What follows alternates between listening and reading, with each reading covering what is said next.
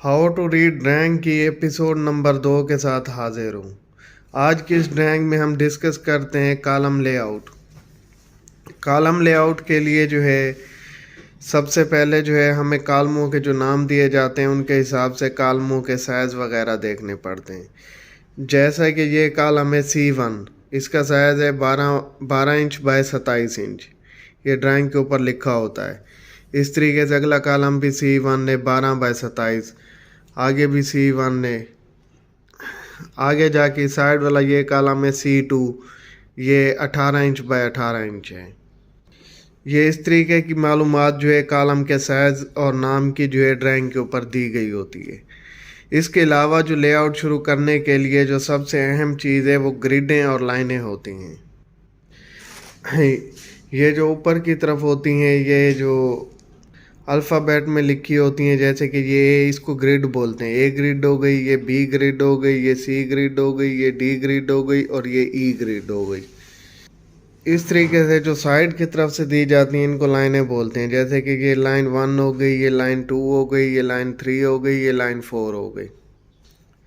अब लेआउट करते हुए या ड्राइंग पढ़ते हुए हमें एक कॉलम से दूसरे कॉलम का डिस्टेंस मालूम करना होता है।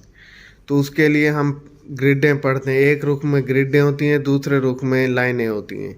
अब हम जब ग्रिड पढ़ेंगे तो इस कॉलम से इस कॉलम का जो डिस्टेंस है, ये कॉलम के बाहर वाले फेस से लेकर इस कॉलम के सेंटर तक कॉलम का डिस्टेंस है 20 फीट 9 इंच।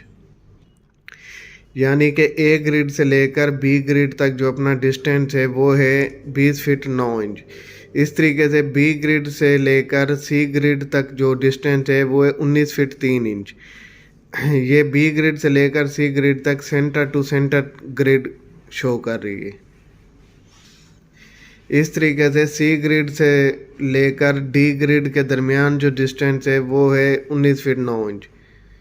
इस तरीके से डी ग्रिड से लेकर ई ग्रिड तक वो डिस्टेंस है 20 फीट 9 इंच।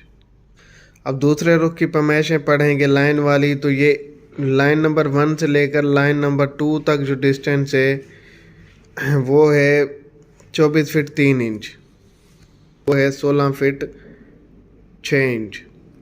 और लाइन नंबर 3 से लेकर लाइन नंबर 4 तक वो 24 फीट 3 इंच है। लेआउट प्लान के ऊपर इस तरीके की मालूमात दी जाती हैं, जिसको पढ़ने के बाद हम समझने के बाद लेआउट करने के काबिल हो जाते हैं।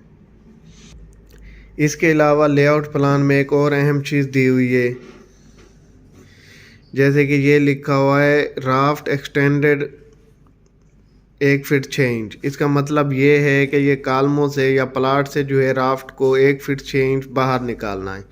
ये वाली साइड पूरी हो गई। राफ्ट राफ्ट फाउंडेशन होगी वो कॉलमों से 1 फीट 6 इंच बाहर होगी। इस तरीके से साइड में भी इतनी 1 फीट 6 इंच, और इस तरीके से फ्रंट वाली साइड पे भी शो की गई है ड्राइंग के अंदर। और इस तरीके से चारों तरफ, मतलब ये कि चारों तरफ जो राफ्ट है वो अपना एक्चुअल प्लाट से 1.5 फीट ज़्यादा पोर करवानी है। वीडियो देखने का बहुत बहुत शुक्रिया। अगर वीडियो पसंद आई हो तो लाइक कमेंट्स लाजमी कर दें। मिलते हैं नेक्स्ट वीडियो में नेक्स्ट टॉपिक के साथ।